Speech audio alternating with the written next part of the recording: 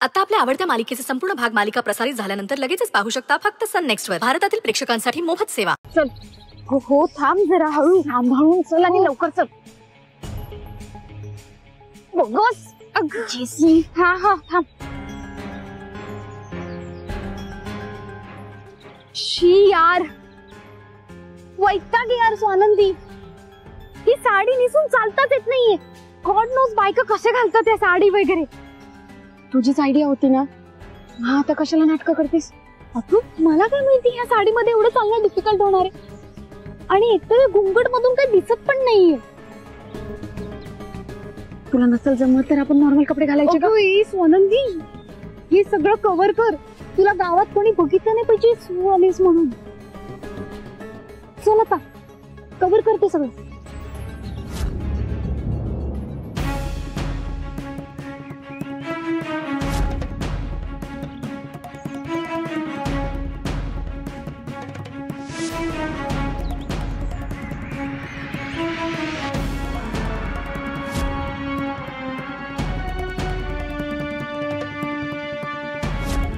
उद्या आपली गावची जत्रा आहे. देवी आईची जत्रा आहे. जेसी, आमच्या गावात आज दिवसभर जत्रेची लगबग असते. आज गावातला प्रत्येक माणूस देवी आईचं दर्शन घेतल्या वगैरे राहत नाही.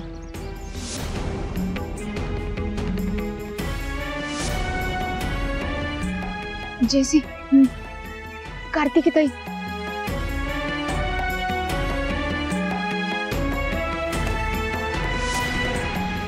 हळू अशी काय करते. मला मंदिरात जायचंय. सगळ्यात आधी देवी आईचं दर्शन मला घ्यायचंय. आता देवी आई काय ते माझ्या आयुष्याचं भलं करेल. कार्तिकी ताई. स्वानंदी नाही, आत्ता नाही. चल.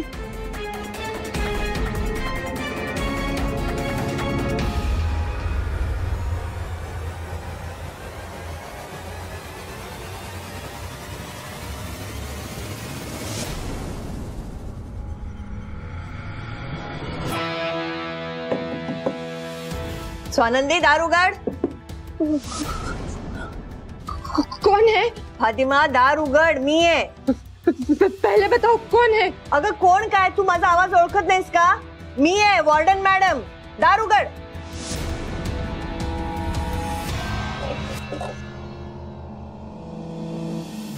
स्वानंदी कुठे? कल रात को ही चले गए. म्हणजे स्वानंदी आणि जेसी कुठेतरी निघून गेल्या. वो शक्करगाव. हाँ जी मैडम, मैंने उनको बोला आपल्या हॉस्टेलचे नियम आहेत रात्रीचं बाहेर जायचं नाही म्हणून. लेकिन उन्होंने मेरा नहीं सुना. मैंने कुछ नहीं किया मैडम. मैंने उनको बहुत समझाया. लेकिन मैडम उन्होंने मेरी एक बात भी नहीं सुनी. मैंने कुछ नहीं किया. मला शिक्षा नका करू. तुला शिक्षा केली मी आजपर्यंत नाही ना. मग साखरगावला गेल्या.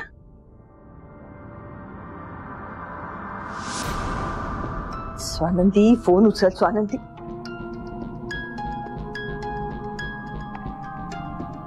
जेसी.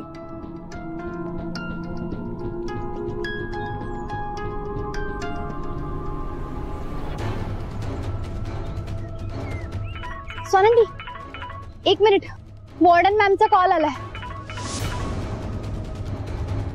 हॅलो. कुठे आहात तुम्ही दोघी? स्वानंदीचं काही डोकं फिरलंय का? गुन्हेगार शोधण्याच्या विचाराने तिला इतकं पछाडलं की तिचं डोकं काम करेन असं झालंय. पण तुला अक्कल नाहीये का? घेऊन गेलीस तिला साखरगावला. तुला कळतंय ती प्रेग्नेंट आहे. गावातल्या लोकांना कळलं तर काय होईल? स्वानंदीला काही झालं तर जबाबदार कोण? मॅम तुम्ही पॅनिक होऊ नका. स्वानंदी माझ्या सोबतच आहे आणि ती एकदम सेफ आहे इकडे. अच्छा, तुझ्या बरोबर स्वानंदी सेफ आहे ह्याची खात्री आहे तुला? अगं त्या गावकऱ्यांची डोकी फिरली ना तर तुमच्या दोघींचे काय हाल होतील तुला कळतंय? मॅम गावकऱ्यांची डोकी फिरायला त्यांनी आम्हाला बघितलं तर पाहिजे ना. त्यांनी आम्हाला ओळखलं तर पाहिजे ना. आम्ही इकडे साडी घालून आलोय, लुक चेंज करून आलोय. म्हणजे ते आम्हाला ओळखणार नाही. हे बघा मॅम, तुम्ही पॅनिक होऊ नका, काळजी करू नका. मी स्वानंदीला सेफ घेऊन येईन एकदम, प्रॉमिस. अगं पण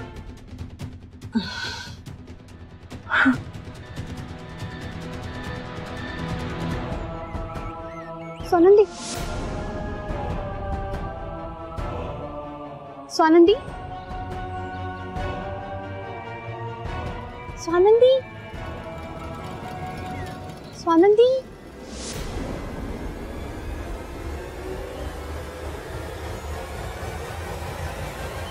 स्वानंदी,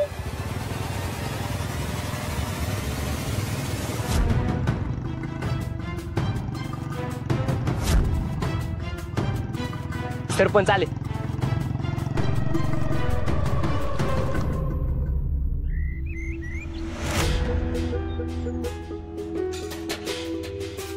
काय बाबन्या, बरं आहे ना व? काय रे दात काढ्या?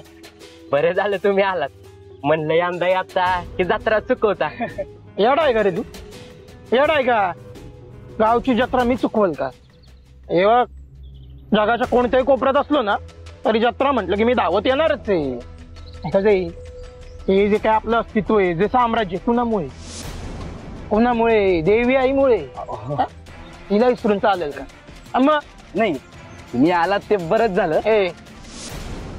पण सरपंच, एक मॅटर झालाय इकडं.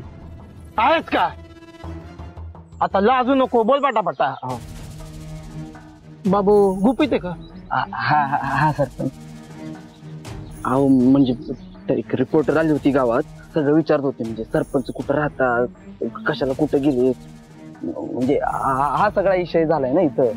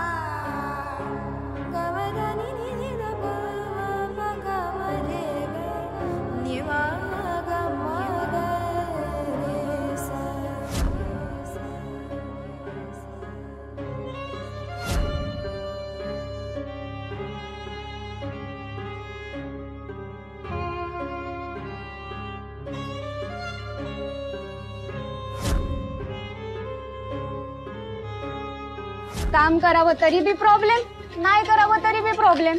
ह्या प्रॉब्लेम पाहिजे त्या नॉवेल्टी वाल्याची ऑर्डर राहिली बघ. चट्ट दिशी करते आणि येते.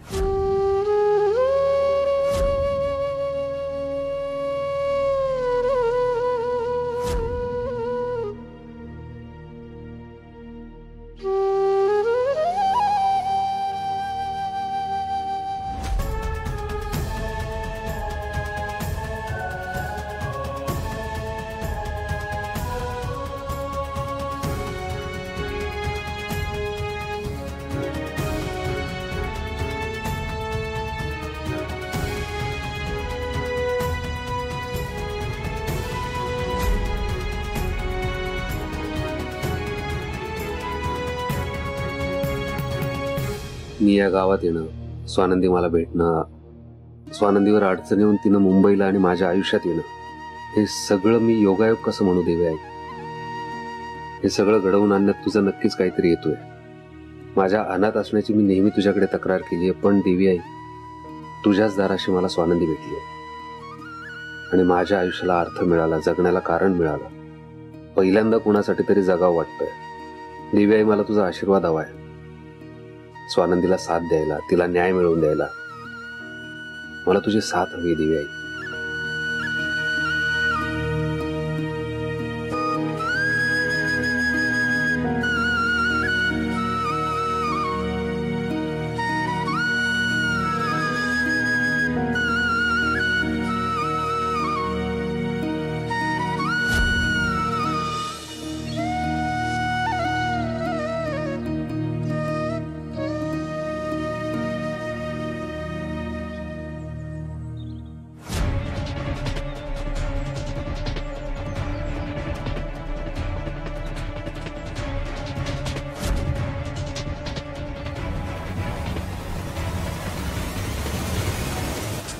स्वानंदी,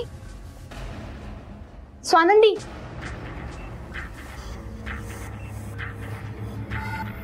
स्वानंदी इकडे काय करतेस तू? तुला कोणी बघितलं तर? स्वानंदी तुला कळतंय का आपण किती मोठी रिस्क घेऊन इकडे आलोय ते? त्या फातिमाने वॉर्डन मॅमला सगळं सांगितलंय. मला वॉर्डन मॅमचा बाहेर कॉल आला होता. त्या मला म्हणाल्या की तिला लवकरात लवकर परत घेऊन ये. आणि हो, मी मॅमला प्रॉमिस केलंय की मी तुला एकदम सेफली परत घेऊन येणार. त्या फोन करून मला खूप ओरडल्या. आणि तुझ्या ताईने तुला इथे बघितलं तर? अगं तुला माहितीये ना तिने हॉस्टेलवरती येऊन किती मोठा राडा घातला होता ते. स्वानंदी, स्वानंदी बोलणार आहेस का? तू कोणाशी बोलतीये मी?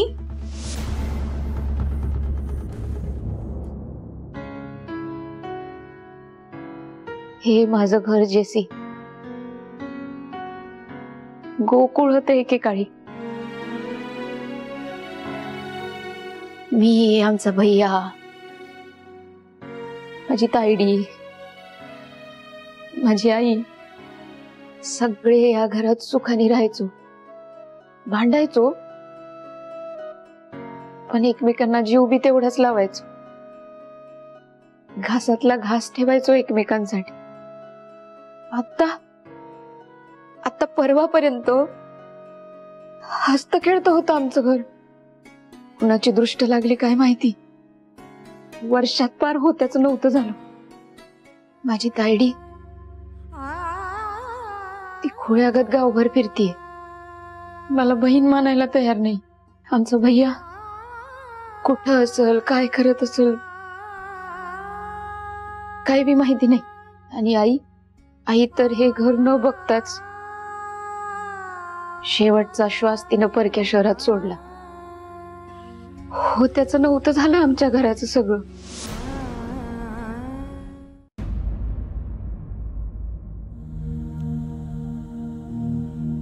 स्वानंदी,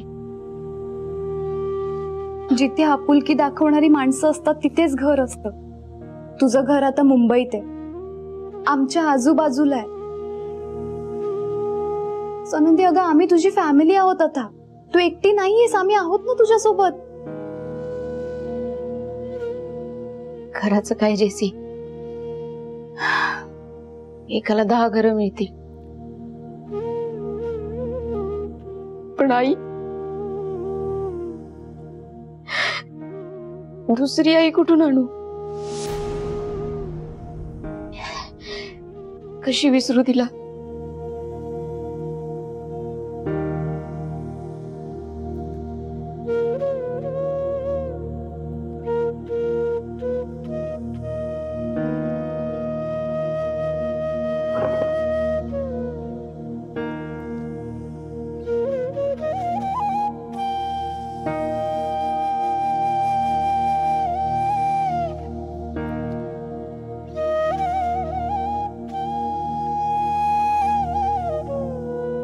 ही माझ्या आईची खास पेटी. तिच्या लग्नात तिनं माहेरून सोबत आणली होती. ती काय काय या पेटीत जपून ठेवायची ना, तिचं तिलाच माहिती. लई पुढची स्वप्न बघायची ती. आमच्या लग्नाची कापड म्हणू नको, रुखवताचं सामान म्हणू नको, आमच्या मुलाबाळांसाठी म्हणजे तिच्या होणाऱ्या नातवंडांसाठी टोपरं, सगळं सामान ती या पेटीत ठेवायची. लय जीव होता तिचा या पेटीवर. आम्हाला कुणाला हात बी लावू द्यायची नाही या पेटीला. आता ती गेली, तिच्या माग फक्त तिची अर्धी मुर्दी स्वप्न राहिली बघ. तर काय करायचं या पेटीचं?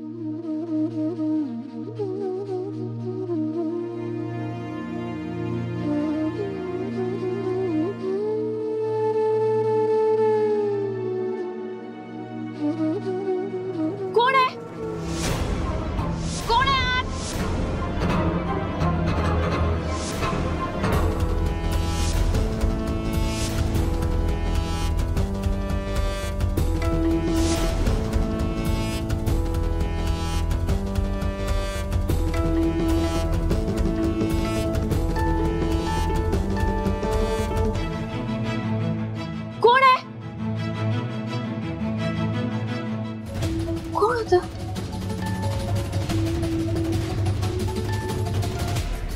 दार कोण उघडलं असेल? कोणाची एवढी हिंमत झाली?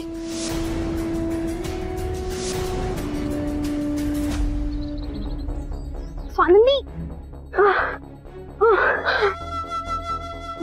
स्वानंदी, थांब थांब, मी पाणी घेऊन आले तुझ्यासाठी.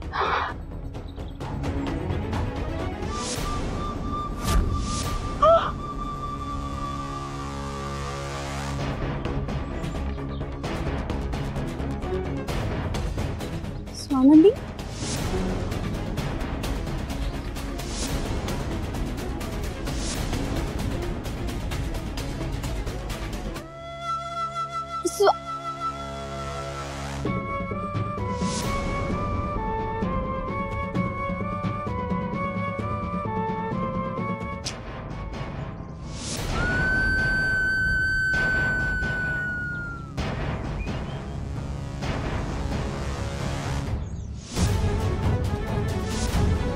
सरपंच काय करू? सरपंचाचा पाठलाग करून त्याला पकडावं की स्वानंदीला शोधावं? काय करू काही कळतच नाहीये. हा, हे स्वानंदीचंच गाव आहे. स्वानंदी इथेच कुठेतरी असणार. आता हा सरपंच हातचा निसटता कामा नये. त्याचा पाठलाग करायला हवा. नमस्कार ताई. नमस्कार.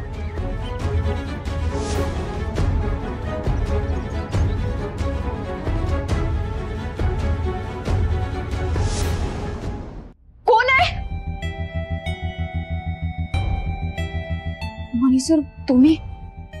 अहो, माझा जीव निघाला होता. मला वाटलं कोणीतरी मला किडनॅप केला असंच वाटलं ना?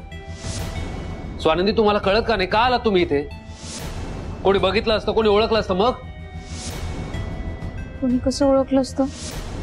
म्हणजे आम्ही दोघींनी बी साड्या नेसल्या आहेत की, आणि गावात येताना असं डोक्यावर पदर बी घेतला होता. पदर घेतल्यावर कोणी कसं ओळखलं असतं? अत्यंत मूर्खपणाची कल्पना होती ही. हे जे सोंग घेतलं ना, अख्खं गाव तुमच्याकडे बघत होतं. कोण या दोन बावळट बायका डोक्यावर पदर घेऊन चालल्या, धड चालता येत नाही यांना. नशीब कोणी बोललं नाही तुमच्याशी, नाही तर सगळं ऐकत का नाही हो तुम्ही? तुम्हाला बोललो होतो ना मी, सरपंचाला आणून तुमच्या पायाशी टाकेन. विश्वास नाही माझ्यावर? सॉरी. सॉरी? हे असं तोंड करून सॉरी? स्वानंदी, तुम्हाला कळतंय मी चिडलोय, खूप चिडलोय, खूप राग आलाय मला. हे असलं सॉरी वेरीने काही होणार नाहीये. मग तुमचा राग घालवायसाठी काय करू? कोंबडा बनून उभी राहू का तुमच्या समोर? नाहीतर तुम्ही द्याल ती शिक्षा मी भोगेन. फक्त माझं ऐकून तर घ्या. माझ्यापेक्षा जास्त विश्वास तुमच्यावर आहे. मला लई काळजी वाटते तुमची, आणि म्हणूनच जेव्हा तुम्ही गावात एकटे आला मला लई टेन्शन आलं होतं. मणी सर, तुम्हाला काही झालं ना तर मी स्वतःला माफ नाही करू शकणार. आधीच माझ्या आईला असं माझ्या डोळ्यासमोर जाताना बघितलंय मी, आणि त्या दिवशी तुम्हाला असं वरून खाली पडताना बघितलं. स्ट्रेचरवर तुम्हाला शुद्ध हरून पडताना बघितलं. म्हणूनच मी कळलं मला. माझ्या काळजीपोटी तुम्ही इथे आलात. असलं रडून मला गिल्ट देऊ नका. हे बघा स्वानंदी, मला तुमच्या मदतीची गरज नाहीये. सरपंचाला पकडण्यासाठी मी एकटा पुरेसा आहे. तुमचा पाय अजूनही ती काठी घेऊन लगडत चालताय तुम्ही. ते काही नाही, आम्हा दोघींना बी तुमची मदत करू देत. अहो, मला खरंच गरज नाहीये. मी एकटा पकडू शकतो त्याला. हे बघा, मी माहिती काढली. सरपंच देवीचं दर्शन झाल्यानंतर गावातच थांबणार आहे रात्री, आणि अख्खं गाव झोपलेलं असताना, सरपंच बेसावध असताना मी त्याला उचले. बस, म्हणजे एवढं सोपं आहे हे? हो. जर तुम्ही दोघी लुडबुड करणार नसाल माझ्या कामात, तर हो, माझ्यासाठी हे सोपं आहे. तुम्हाला माझी मदत करायची आहे ना? ही माझी गाडी चावी घ्या. गावाच्या वेशीबाहेरचे मोठं झाड आहे, त्याच्या खाली लावलेली. प्लीज कोणाचे अटेन्शन न मिळवता गुपचूप गाडीत जाऊन बसा प्लीज. अहो आता काय झालं? आज गावात देवी यायची जत्रा आहे. मी जन्मल्यापासून अशी एक बी जत्रा बिना दर्शनाची नाही गेली. म्हणी सर प्लीज मला देवी यायचं दर्शन घेऊ द्या. ही वेळ आहे का स्वानंदी? देवी यायचं दर्शन? ऐका ना माझा, खूप रिस्क आहे त्यात. सोडून द्या. प्लीज म्हणी सर एकदा देवी यायचं दर्शन घेऊ द्या.